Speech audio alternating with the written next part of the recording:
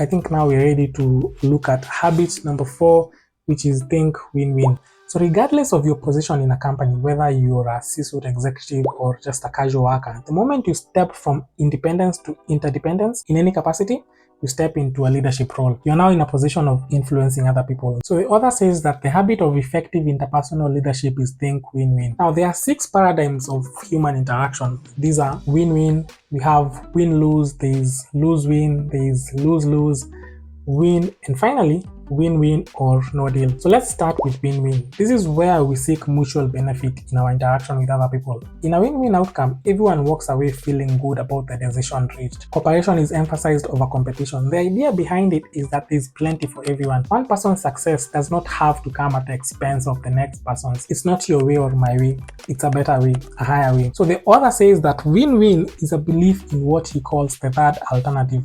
More about that later. So the next one is win-lose. This is where if I win, you lose. It's a zero-sum kind of approach where the success of one person comes at the exclusion of others. The author compares it to the authoritarian style of leadership where I get my way and you don't get yours. People who adopt this approach tend to use either their position, their power, their credentials, privileges, and personality to get what they want. Now, most people have this mentality in their approach towards life, and it's something that we are conditioned into from birth. When growing up, our parents used to constantly compare us to our siblings or even friends who are perceived to be doing better than us. In school, our teachers did the same thing. They compared us to the smartest kid in class. In sports, it's the same script. So we grow up thinking that to get any kind of affirmation from our parents, teachers, friends, and the society in general, we have to be better than others. If my parents don't love me as much as they love my sister, then I must be less valuable. So as an adult, you're conditioned to think that for you to get any kind of recognition, you have to win, even if it means others lose. You believe that for your candle to shine brighter, other people's must be put out. Okay, sure, there are scenarios where this kind of approach is unavoidable, but in most cases, it is not the ideal approach. Life is not one big competition that we have to win every time. You'll never hear someone ask, between you and your wife, who's winning in your marriage? Because there's no winner or loser in marriage or parenting.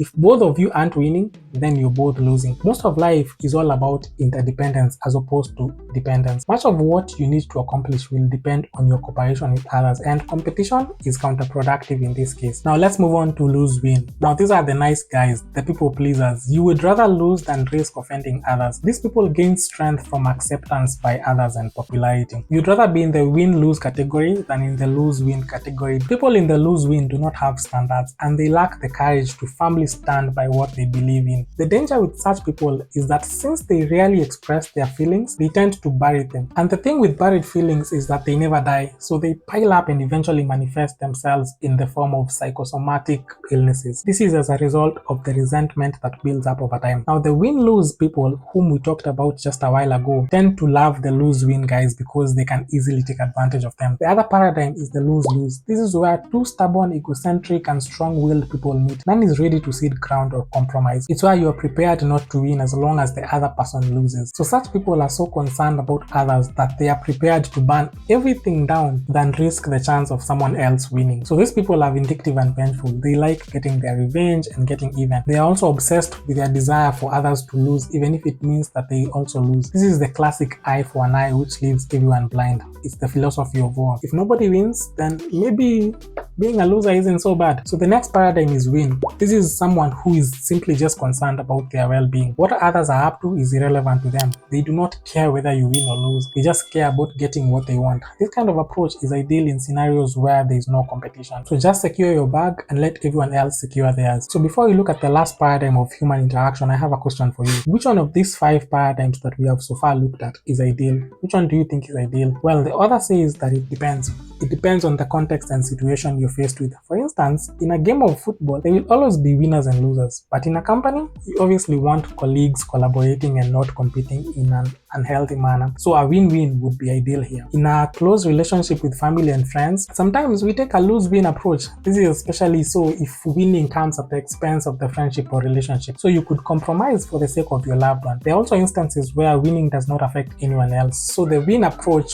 would be ideal. So the approach largely depends on the reality you're faced with at each moment. But in most cases, and due to the interdependent nature of our relationships, whether in business or in personal life, the ideal approach will be the win-win. For instance, in a business negotiation, if we end up with a win-lose outcome, and let's say I'm your supplier and you're my customer, yes, I may have won now, but you will leave the room with feelings of resentment towards me, and it is unlikely that you will consider me for future business. So a win-lose ends up being a lose-lose in the long run. The author says that if I focus on my own win and don't even consider your point of view, then there's no basis for any kind of productive relationship. Therefore, in any interdependent scenario, the only logical paradigm is the win-win approach. This is because in the long run, if it isn't a win for both of us, then we most certainly will end up losing. Having said that, let's now look at the last paradigm, which is the win-win or no deal. This is what the author calls the higher expression of the win-win approach. It simply means that if we do not find a solution that benefits both of us, then we agree to disagree agreeably. If it's obvious and evident that our values and goals are significantly different or diametrically opposed,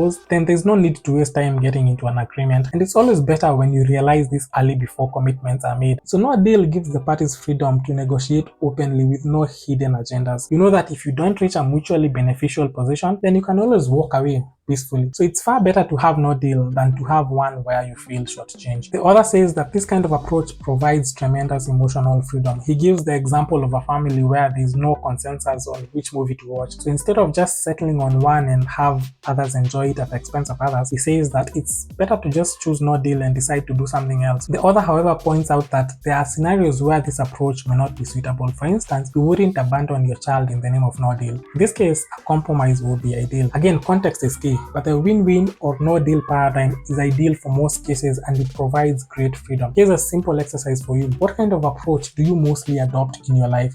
Is it the win-win, win-lose, lose-win, lose-lose, win, the win-win or no deal? And why do you think this is your dominant approach? Before we move on to habit number 5, I'd like to quickly talk about the 5 dimensions of the win-win paradigm, which are character, relationships, agreements, systems, and processes. In the interest of time, I'll just talk about character, which the author breaks down further into integrity, maturity, and abundance mentality. Now, if you can't keep commitments to yourself, you are likely not to keep commitments that you make to others. And this therefore means that people cannot trust you to do what you say you will do. You lack integrity. Now, the author defines maturity as the balance between courage and consideration. He says that to go for a win-win, you not only have to be nice, but courageous as well. You have to be empathetic and confident at the same time. You have to be considerate and sensitive and brave at the same time. Striking a delicate balance between courage and consideration is key in a win-win approach. So if you're high on courage and low on consideration, then you will be dominant and stubborn, but you're not likely to be considerate of others. If you're high on consideration and low on courage, then you will most likely